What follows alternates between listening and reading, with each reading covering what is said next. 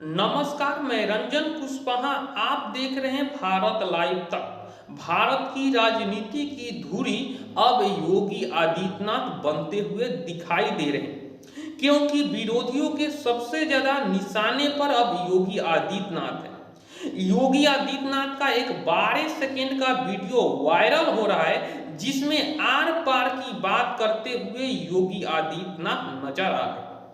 जिस तरह हरियाणा चुनाव में उनका एक नारा जो विपक्षी को परेशान कर रहा था, वही नारा अब झारखंड से लेकर महाराष्ट्र तक परेशानी का विषय बना हुआ।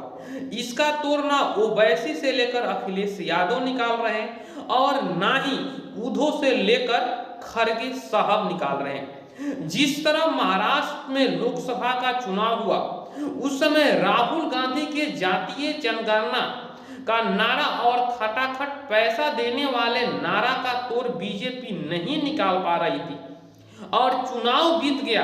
और महाराष्ट्र इकलौता ऐसा राज्य है जहां बीजेपी कांग्रेस से चुनाव हारी है।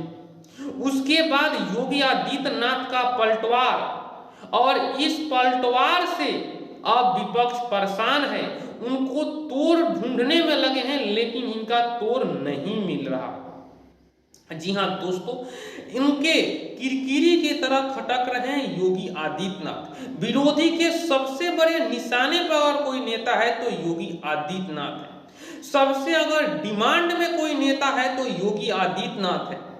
जहां भी भाषण हो रहा है वहां योगी आदित्यनाथ को पसंद किया जा रहा है और बंटोगे तो कटोगे।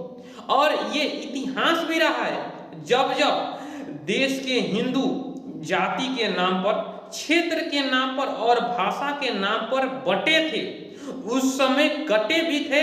आप अंजेब को उठाकर ले लीजिए, मुगल शासक को उठाकर ले लीजिए या अंग्रेज को उठाकर ले लीजिए। जब जब हम बटे थे तब तब हम कटे थे और निर्ममता से कटे थे। ये भी बात सच्चाई है, लेकिन उसको दोहराना नहीं है। आप बांग्लादेश को उठाकर देख लीजिए, हिंदू बटे थे और कटे भी थे। आप पाकिस्तान का उदाहरण ले लीजिए, बटे थे, कटे थे, और अफगानिस्तान में तो हमारा नामो निशान ही मिट गया है। इसीलिए हमको एकजुट रहना है। अच्छा, एक बात और सोचिए, जब मुसलमान झारखंड से लेकर महाराष्ट्र तक बीजेपी को हराने के लिए एकजुट वोट कर सकती है, तो क्या इस देश के हिंदुत्व के लिए, भारत की संस्कृति के लिए, देश को बचाने के लिए क्या एकजुट वोट नहीं कर सकते हैं? देखिए दोस्तों, 2017 के पहले देखिए, हम लोग कांवड़ यात्रा लेकर नहीं निकलते थे। अगर बाई देवे निकल गए तो पत्थरबाजी शुरू हो जाती थी, लेकिन आज वही पत्थर बरसाने वाले रोड साफ कर रहे हैं और ऊपर से पुष्प वर्षा हो रही है हेलीकॉप्टर से। यही अंतर है।